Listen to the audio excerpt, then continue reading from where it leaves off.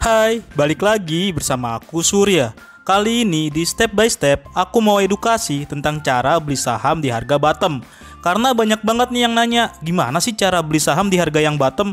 Atau nanya per saham, apakah saham ini harga sudah bottom atau belum?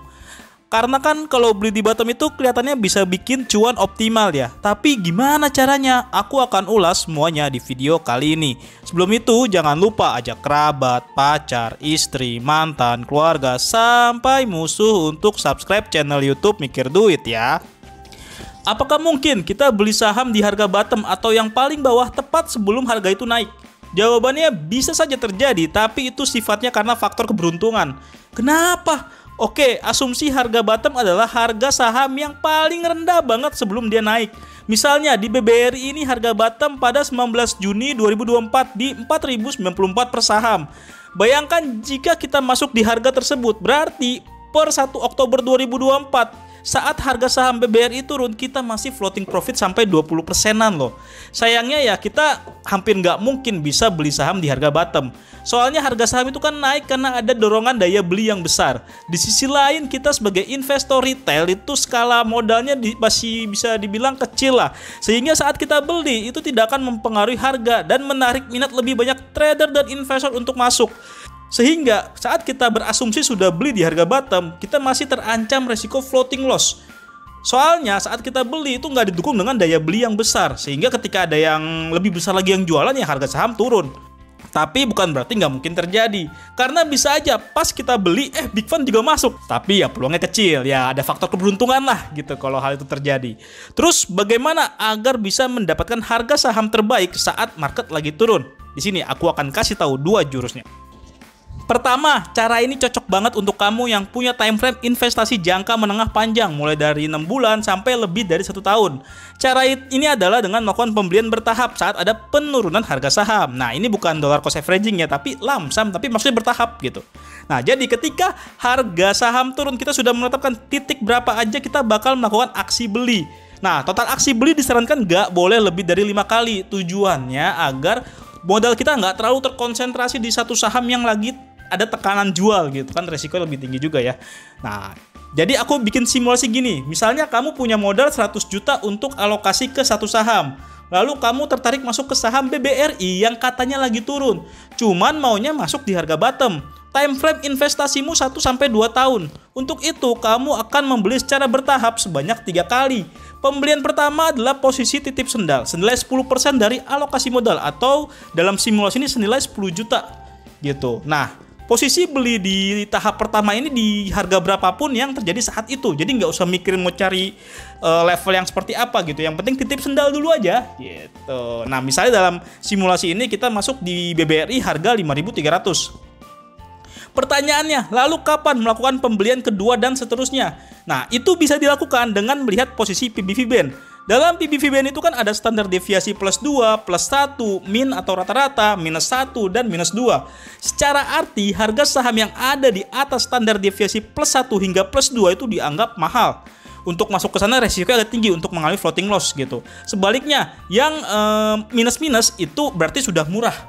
Walau kalau dengan filosofi saya ada beberapa saham seperti saham Big Bang yang dalam kinerja mode positif, itu saya akan tentukan harga wajarnya di standar deviasi +1. Karena kalau nunggu harga saham Big Bang ke level min atau di bawahnya dalam kondisi normal itu agak lama, kecuali ada market crash atau kinerja terdampak signifikan dengan ekonomi makro seperti di BBRI gitu.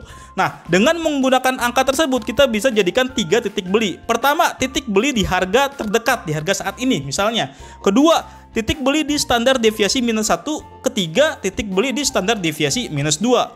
Dalam case BBRI ini, aku pasang titik belinya di min, rata-rata 5 tahunnya, dan standar deviasi -1. Karena kalau nunggu di standar deviasi -2 itu kayaknya agak susah ya, harus ada market crash dulu gitu. Jadi dalam BBRI, posisi min ini ada di 2,52 kali. Sedangkan untuk yang PBV standar deviasi -1 ada di 2,21 kali. Lalu berapa tuh titik harganya? Kamu tinggal kalikan aja dengan book value per share saat ini yang ada di 2018 per saham. Berarti titik beli kita tuh ada di 5.085 dan 4.400. Nantinya 40% dana dari 100 juta itu bisa dimasukin di harga 5.085. Lalu 50% ya sisanya bisa dimasukin di 4.400. Sehingga nantinya harga rata-rata yang kamu miliki menjadi 4.784 per saham. Nah, kalau nanti nggak sampai di 4.400 terus keburu naik gimana? Ya nanti kalau keburu naik dan cuan ya udah skip aja dulu. Yang penting kamu udah masuk 50% modal toh. Kalau dia naik berarti kamu juga cuan gitu kan. Cara lainnya untuk menentukan titik beli ini bisa menggunakan support-support kuat secara teknikal. Adapun cara ini bisa berguna untuk investing bukan trading ya. Karena bakal ada potensi nunggu 1-3 bulan harganya dari turun hingga balik naik.